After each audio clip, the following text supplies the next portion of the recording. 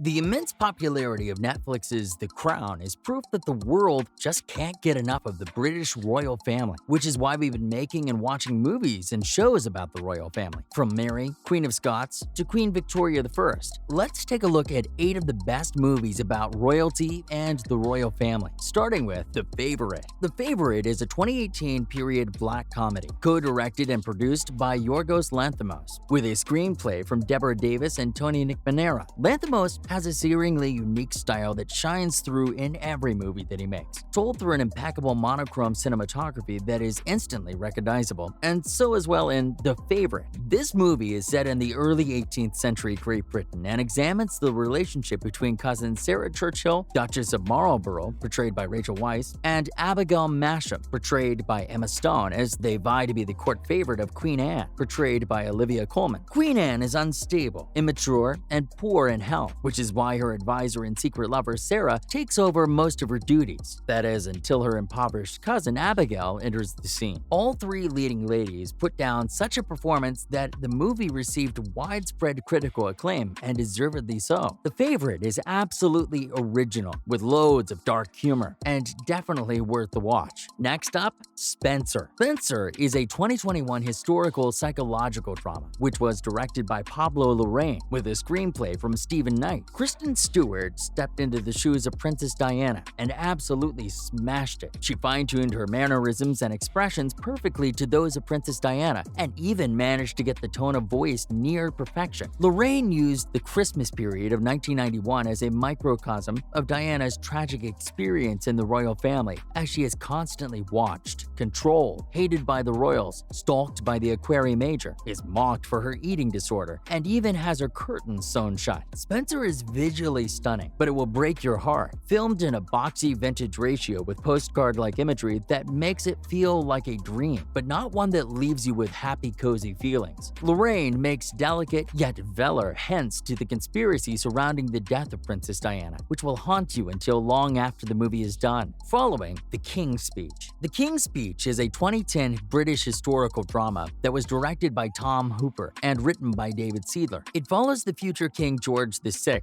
portrayed by Colin Firth, who, in order to try and deal with a stammer, starts saying Geoffrey Rush's Lionel Logue, an Australian speech and language therapist. The movie gives us a unique peek into the private life of King George VI as he endeavors to prepare for a crucial wartime radio broadcast. While public speaking is, of course, a natural part of being in the royal family, even more so as the ruler, it was a particularly nightmarish part of the job for King George, whose stutter worsened just at the thought of such a thing. But not only is Logue much too informal for George's liking, he has no real medical training either. The King's Speech was a major box office success that received widespread critical acclaim, receiving praise for its art direction, style, directing, score, and acting. On top of that, many commented that the movie's representation of historical detail, especially the reversal of Winston Churchill's opposition to abdication. If you haven't seen it yet, we recommend you carve out some time to do so anyway. And now, Elizabeth. Elizabeth is a 1998 British biographical period drama that was directed by Shekhar Kapur and written by Michael Hurst. It's based on the early years of Queen Elizabeth I of England, portrayed by Kate Blanchett, who is elevated to the throne after the untimely death of her half-sister Mary I,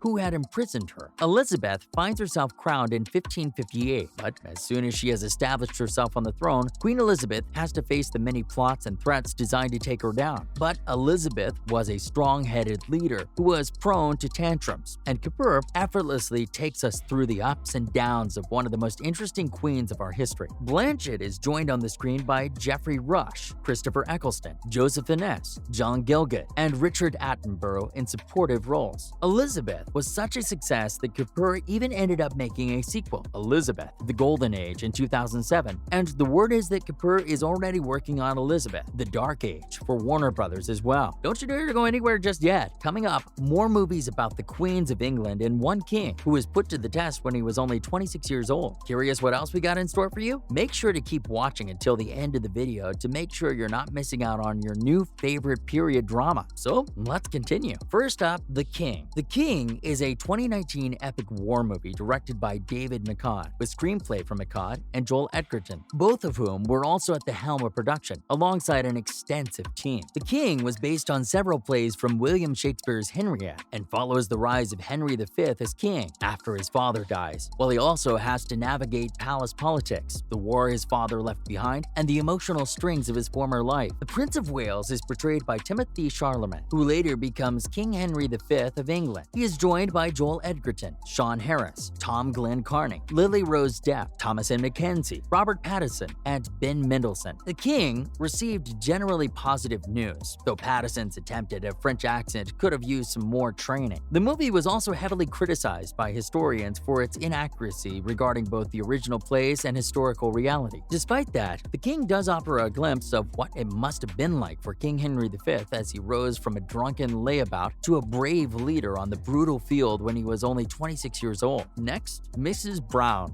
Mrs. Brown is a 1997 British drama movie that was directed by John Madden and written by Jeremy Brock. It follows Queen Victoria, portrayed by Judi Dench, as she is recently widowed and falls into a life of seclusion. In an attempt to draw Queen Victoria back into public life, Scottish servant John Brown, portrayed by Billy Connolly, angers the royal family, the press, and politicians by taking huge liberties with court protocols. And while Madden never directly addresses that there was a romance between the Queen and Brown, which was highly suspected at the time, it is heavily implied. Dench put down such a great performance that she ended up winning the Golden Globe Award for Best Actress in a Motion Picture, Drama, and the BAFTA Award for Best Actress in a Leading Role, aside from numerous other nominations. And now, Victoria and Abdul. Victoria and Abdul is a 2017 British biographical historical drama movie that was directed by Stephen Frears and written by Lee Hall. The movie was based on the novel of the same name by Shravani Basu and follows the story of the real-life relationship between Queen Victoria and her Indian Muslim servant, Abdul Karim. Queen Victoria was known for a lot of things during her reign, including the overseeing of great cultural and industrial advancements. She also had quite the reputation of having a stubbornly headstrong personality. It was also highly irregular for a queen to strike up a friendship with a young Indian prison clerk, but that didn't matter to Queen Victoria, who became close friends with Abdul. Frears shows how this unique friendship began, which is anchored by a magisterial performance by none other than Judi Dench,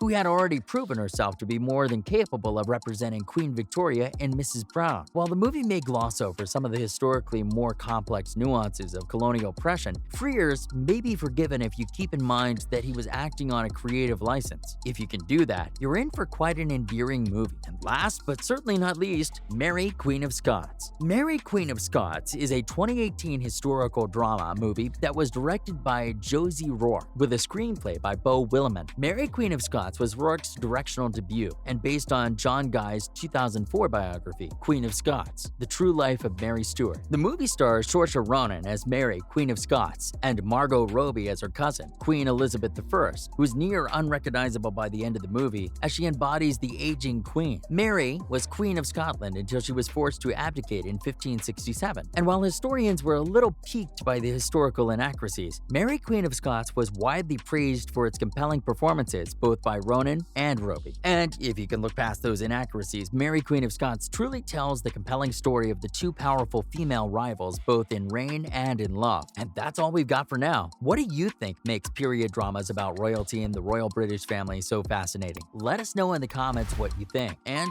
thanks for watching.